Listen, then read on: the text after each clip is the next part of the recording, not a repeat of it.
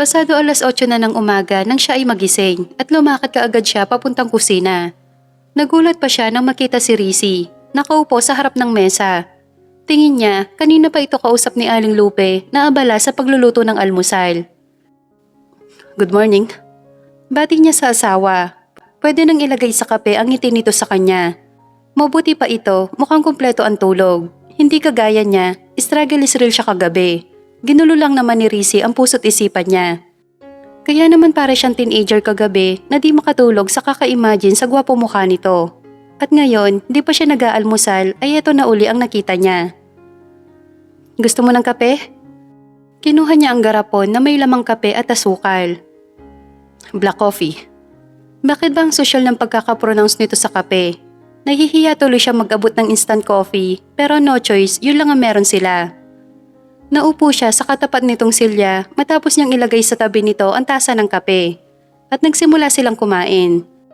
Kagaya ng nakita niya kagabi, ganado ito kahit dilis na tuyo at longganisa lang ang nasa hapag nila. Kumakain din pala ng ganitong pagkain ng mayayaman na kagaya ni Rizzy. At nakakamay pa ito. At ang kinatutuwa pa niya ang makitang at home si Rizzy sa bahay nila.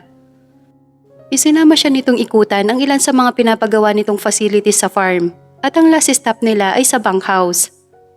Pasok tayo sa loob, nauuhaw ako. Marahil sa init at malayo din nilakad nila kaya nauuhaw na ito at maging siya. Para lang itong nasa camping, may single foam sa papag, isang mesa na nasa tabi ng higaan. Meron itong mini ref at aircon. All in all, kompleto sa gamit si Rizzy para makasurvive. Parang gusto ko lang mahiga at matulog ngayong maghapon. Maaari mo ba akong samahan? Sabi ni Rizzy matapos nitong uminom. Napagod yata ito sa paglalakad kanina kaya naisipan magpahinga ng mahaba. Baka di ka makatulog kapag narito ako. May istorbo lang kita. Wika niya. 10:00 pa lang yata nang yayain siya nitong matulog uli. Mabuti sana kung after lunch ay baka sinamahan niya ito. Tumayo siya at takmang aalis nang hawakan ni Rizzy ang braso niya. Hinila nito at sabay silang natumba sa kama. Dahilan para masyak siya. Rizzy. Wika niya sabay bangon. Aliana, stop. Napahinto siya nang pigilan siya nito. Napatitig siya sa mata ng asawa. At base sa nakikita niya, wala siyang nararamdamang panganib dito. Just a little time. Please, can we stay like this? Masuyong pakiusap nito sa kanya. Sa itsura nilang yon, nalalanghap na niya ang hininga nito na amoy mint. At di lang yon. Pati ang mamahalin nitong pabango na nakakapit sa katawan nito para bang gustong-gusto na ito ng ilong niya.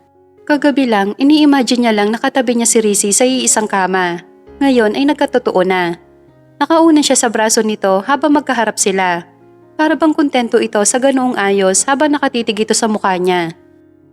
Napapikit siya nang unti-unting bumaba ang labi nito sa bibig niya. May ilang minuto ito nakalapat lang doon bago nito maingat na binuksan ang bibig niya. At dahil sanay humalik si Rizzy, kaya napasunod ang inosenteng labi niya sa bawat galaw ng labi nito. Napaawang ang labi niya nang maramdaman niya ang isang kamay nito sa dibdib niya, na naghahatid sa katawan niya ng kakaibang init patungo sa kanyang kaibuturan. Kung walang tumawag sa cellphone ni Rizzy, malamang baka di niya alam kung nasaan sila ngayon. Wait lang baby. Nito, kinapa ang cellphone nito sa bulsa. Right there ay nakipag-usap ito sa kabilang linya habang nakahiga pa rin siya sa tabi nito at base sa naririnig niya about yun sa negosyo. Namalayan na lamang niya na nakatulog siya sa tabi nito at ganun din si Rizzy. Nakayakap ito sa kanya habang nakapikit ang mata. Nagising na lamang siya nang magring ang cellphone ni Rizzy na sinagot naman nito. Matapos nito magkipag-usap sa kausap nito sa cellphone ay siya naman ang hinarap nito. Nagugutom na ako, lumabas muna tayo. Hindi ko alam kung anong pagkain ang niluto ni nanay eh. Bakit di tayo lumabas? Doon na lang tayo mag-lunch. Doon na lamang siya napabangon. Dinala siya ni Rizzy sa isang resto sa mall. Matapos nilang kumain ay naglibot-libot sila sa paligid. May ilang mga babae ang napapaangat ng tingin sa kanila. Kung titignan kasi ang uri ng pananamit nila, sobra layo ng itsura niya. Si Rizzy, mamahalin ng suot mula ulo hanggang paa.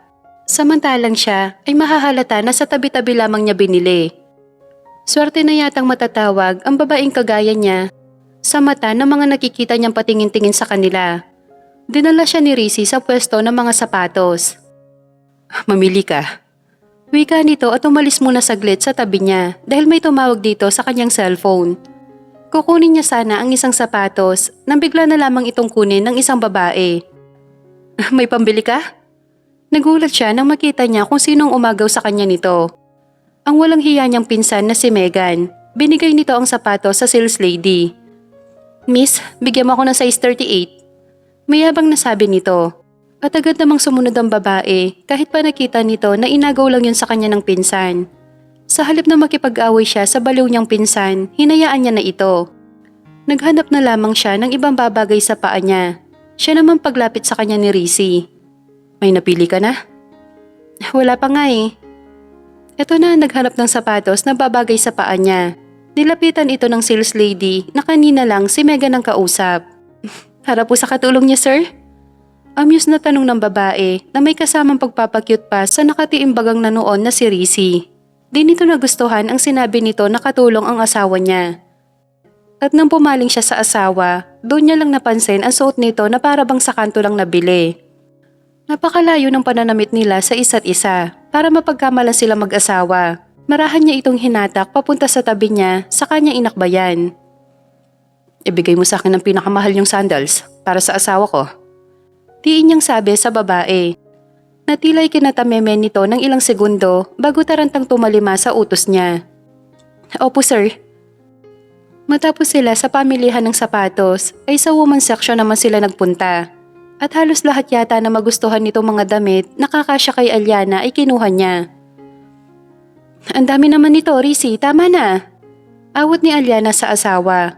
Halos mapuno na kasi ang 5 cart nila at lahat yon mga gamit niya. Ano ka ba? Kulang pa yan. Ayoko magmukha kang katulong sa harap ng mga tao nang dahil sa suot mo, kaya bibili pa kita ng marami. Wala naman akong magagawa kung yun ang tingin nila sa akin, Rizzy. Isa pa, wala namang masama sa pagiging katulong. Wala masama sa pagiging katulong. Pero ayokong sinasabihan ka nang dahil lamang sa suot mo. Especially pag magkasama tayo. Ano na lang ang sasabihin nila sa akin kapag nalaman nilang asawa kita? Ayaw na ayaw ko mapapahiya sa harap ng kahit na sino, Aliana. Matiing wika nito saka tumalikod sa kanya. Kung ganon, sige mauna na ako. Nakakahiya naman maging kasama mo. Sabi niya na hindi na nakalabas sa bibig niya. Nakahinto lang pala siya habang si Rizzy ay nauna na sa kabilang butik. Para hanapan siya ng iba pa mga damit.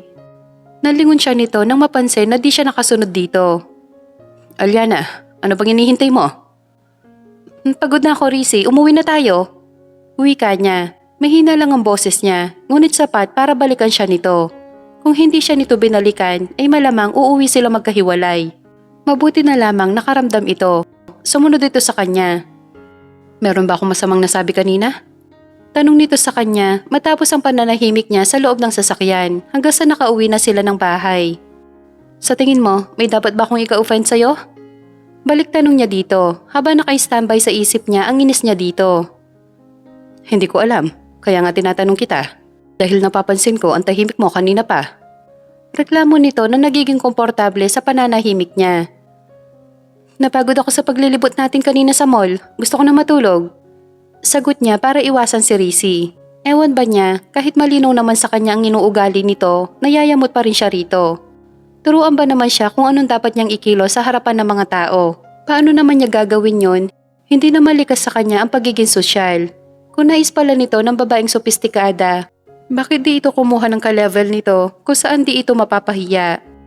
Simple lang siyang babae at simpleng manamit.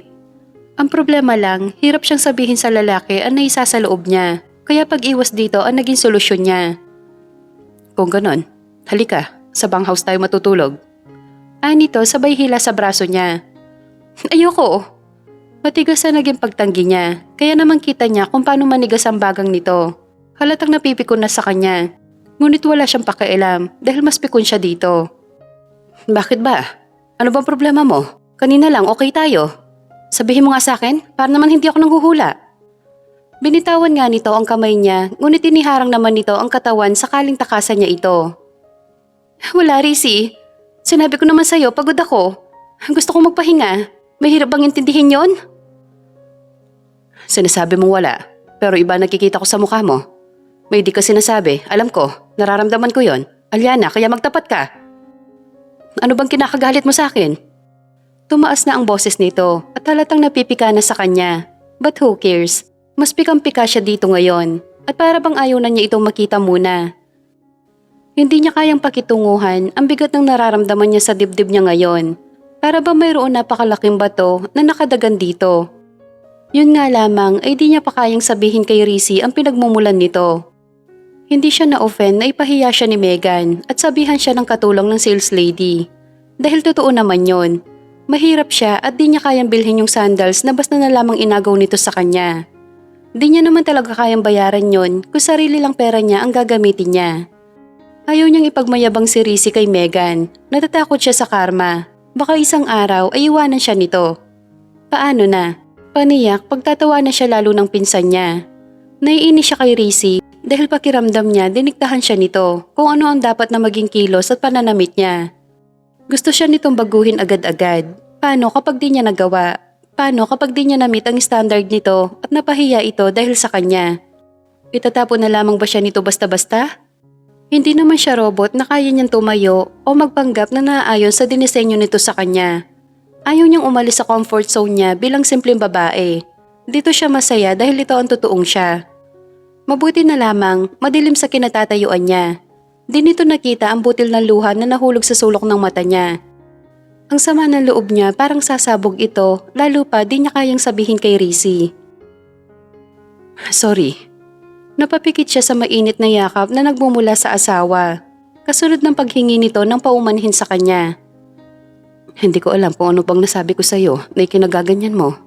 Patawarin mo sana ako. Di ko sinasadya.